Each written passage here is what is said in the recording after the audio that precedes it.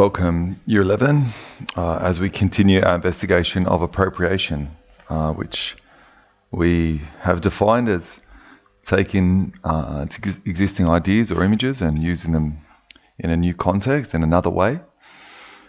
And the artist kaws definitely does that. We're going to open up an image that we'll use as a template. And we're in Photopia just while we get Photoshop installed on your computers. There's just a couple of things to be aware of. As soon as we start, you can see that there's the canvas image that I've just loaded up. So I just went File, Open, and found that image. And I would also point out that there's a bunch of windows. So if I go to Windows and Layer, you can see these layers are like different sheets of transparent paper. I can turn this one on and off by clicking the eye. This is the same as Photoshop, that's why we're learning it. And I can also turn the background off. What we're going to do is create an abstract pattern that fills in over the figure, okay, in the same way that kaws does. So he uses appropriated images, so images from elsewhere, from existing designs like SpongeBob, like Elmo, like the Michelin Man. But he also uses abstraction, which is basically just patterns or shapes that aren't meant to look like anything. I'll just do a quick demo for you now. And to do that, I'm going to go over to my left-hand side, the toolbar there, and select the brush.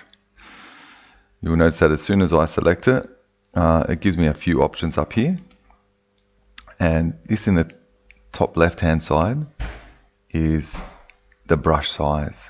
Okay, so I can slide that up and down. I'm going to do a super basic one for you now quickly. You can also change the hardness of the brush and its shape, but we won't worry about that too much. So I'll just close that off.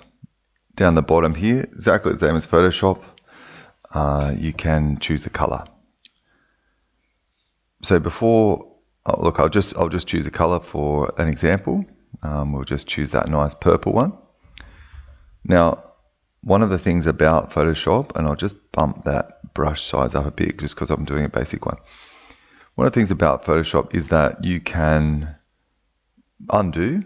Obviously, like if I just accidentally scrawled all over this, I've actually scrawled on the layer that has the kaws figure on it, so I wouldn't be able to use that one.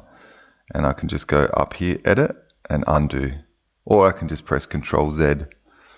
So if I go like that, make it, yeah, and then Control Z undoes it. What we're going to do today, though, is learn about how to use layers in a way that's still preserves, still keeps safe this layer of the kaws figure. And to do that, as I said, we've gone Windows. If you can't see that, Windows Layers, make sure that's ticked. And I've gone right down to the left-hand side and I'm selecting New Layer. Now you notice here I have Layer 1, the kaws figure, and my A4 background, which is the greyish sort of background.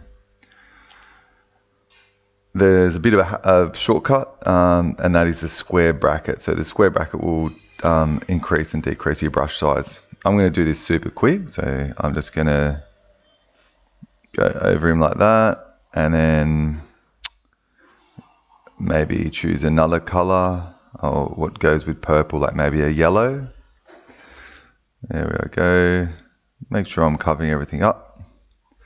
No white spaces. Okay, so the kaws figure now is totally obscured, but I can turn that totally blocked out. I can turn him on and off like that. Oh, there's a little gap. There we go. Okay, and what I'm going to do with the functionality, the little trick in Photoshop that we're going to learn, is how to just cut out the kaws figure like we would cut it out with a pair of scissors.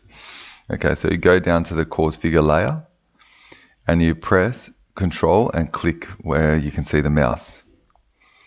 Okay, so what's that done is create these kind of selection. These sometimes called marching ants, but they're just like a dashed line. Now, that if I was just to go back and select Layer 1 now and hit delete, it would cut out the opposite of what I've done. So it would cut out like the negative space around it, which that kind of looks cool, but that's not what we want. What we want to do is go up to select. This is the same as Photoshop, and go inverse, which means the opposite. So if the inverse is true, like the opposite is true, that's one of our words for today.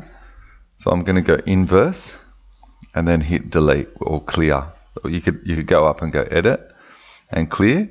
So you can see the shortcut there, like all of the functions have a little shortcut like Control X, Control C. We're going to go delete. Okay. And there's my coarse figure. Now I've still got the paintbrush selected. So it's actually possible to even add, I can go back because that's the last one I chose. Even add a few more. If I go select an inverse again, you'll see now that I just have that selected, so I can actually add without, I can add to that design without touching the background, okay?